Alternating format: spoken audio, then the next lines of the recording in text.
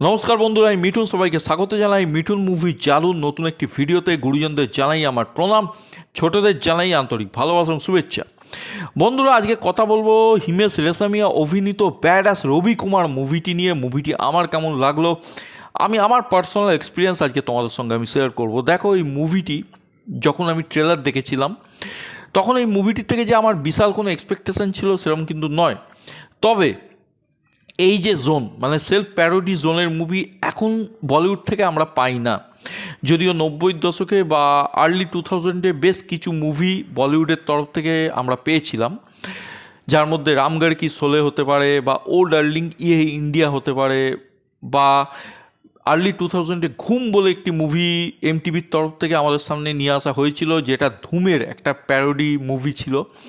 এছাড়া ঢুন্ঢতে রহে যাওগে, এই মুভিটা যথেষ্ট ভালো একটা মুভি ছিল, যেটা মিড 2000-এ রিলিজ হয়েছিল। তো এক্সপেক্ট করেছিলাম একটা মিনিমাম লেভেলের এন্টারটেনমেন্ট এই মুভিটি আমাকে অন্তত প্রোভাইড করতে পারবে।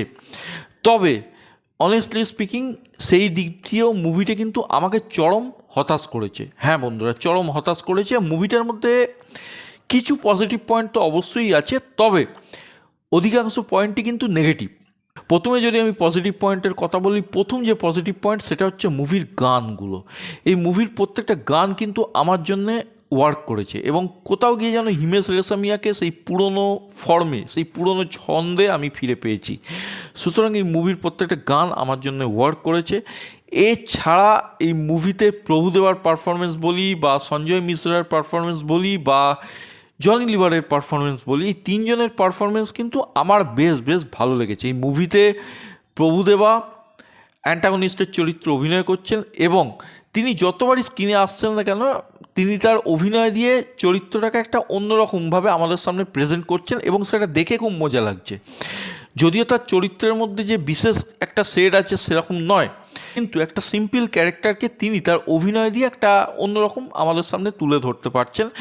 এবং এটা কিন্তু জনি লিভার বলি বা সঞ্জয় মিশ্রা বলি, ওদের ক্ষেত্রেও প্রযোজ্য। এই তো গেল পজিটিভ পয়েন্টের ব্যাপার। এবার যদি নেগেটিভ পয়েন্টের কথা বলি, প্রথম যে নেগেটিভ পয়েন্ট সেটা হচ্ছে মুভির স্ক্রিন প্লে। এই ধরনের মুভির ক্ষেত্রে স্ক্রিন প্লে কিন্তু খুব ইম্পর্ট্যান্ট একটা ভূমিকা পালন করে। হ্যাঁ বন্ধুরা, কারণ এই ধরনের মুভির প্রথম যে ক্রাইটেরিয়া থাকে সেটা হচ্ছে মানুষকে পড়তে পড়তে আনন্দ দেওয়া। আমরা যে কোনো সেলফ প্যারোডি মুভি তুলে নিই না কেন, সেটা হলিউড হতে পারে বা বলিউডের হতে পারে, যে মুভিগুলো সফল হয়েছে সেই মুভিগুলো কিন্তু মানুষকে আনন্দ দিয়েছে। ইনফ্যাক্ট আজও আমরা যখন দেখি না, আমাদেরকে আনন্দ দেয়। যদিও কিছু ক্ষেত্রে কমেডিগুলো আজকের দিনে ক্রিঞ্জ লাগে, কিন্তু আমরা এন্টারটেন হই। কিন্তু এই মুভির ক্ষেত্রে কিন্তু সেইটাও কাজ করে না, একটা সময়ের পর গিয়ে খুব একঘেয়েমি লাগে। সুতরাং মুভিতে ভালো ডায়ালগ লেখা হয়েছে, কিন্তু স্ক্রিন প্লে দুর্বল, এবং ডায়ালগের যে প্লেসমেন্ট সেগুলো যথাযথ নয়। মুভির গান ভালো, কিন্তু গানের প্লেসমেন্ট কিন্তু সেই ধরনের ইম্প্যাক্ট আমাদেরকে ফেলতে পারে না।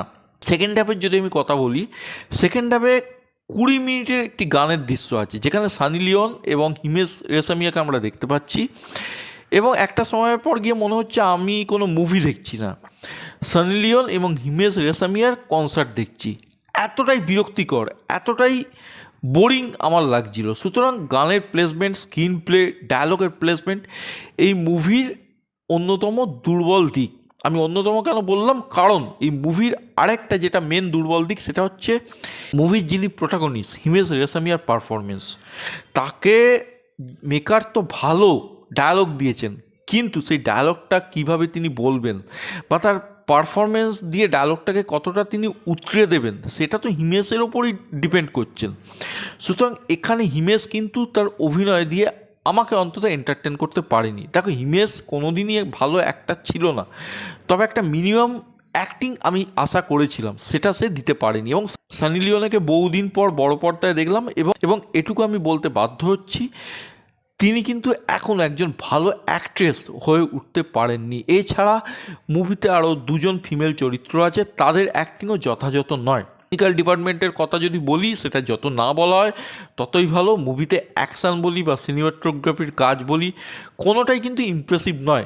যদিও মেকাররা আগেই ঘোষণা করে দিয়েছেন 80s মুভির থেকে তারা হাইলি ইনফ্লুয়েসড, এছাড়া ভিএফএক্সের কথা যদি বলি, সেটা যে গ্রিন স্ক্রিনে করা হয়েছে সেটা কিন্তু ক্লিয়ারলি ভিজিবল। সুতরাং টেকনিক্যাল ডিপার্টমেন্টও এই মুভির ক্ষেত্রে একেবারেই ইমপ্রেসিভ নয়। ওভারঅল ভালো ডায়ালগ, ভালো গান এবং প্রভুদেবা, জনি লিভার, সঞ্জয় মিশ্রার মতো কয়েকজন অভিনেতার ভালো পারফরমেন্স হওয়া সত্ত্বেও এই মুভিটি কিন্তু আমাকে এই লেভেলের বিনোদন আমাকে অন্তত প্রোভাইড করতে পারেনি, এবং একটা সময়ের পর গিয়ে একটা বিরক্তিকর একঘেয়ে মুভি হয়ে গেল। এবং আমি এক্সপেক্ট করেছিলাম যে বলিউডের তরফ থেকে একটা সেলফ প্যারোডি মুভি বহু বছর পর পাবো, সেই আশায় আমার কিন্তু একেবারে জল ঢেলে দিয়েছে ব্যাডাস রবি কুমার। সুতরাং ব্যাডাস রবি কুমার দেখে আমি কিন্তু চরম হতাশ। মানে এক কথায় যদি বলি, আমি যে এক্সপেকটেশন নিয়ে দেখতে গেছিলাম, যে আনন্দটা আমি এই মুভিটা দেখে পেতে চেয়েছিলাম, সেই আনন্দটা কিন্তু এই মুভিটা দেখে আমি অন্তত পাইনি। তোমরা যারা মুভিটা দেখেছো, তোমাদের কেমন লেগেছে আমায় কিন্তু অবশ্যই জানিও, এটুকু আমি রিকোয়েস্ট করলাম।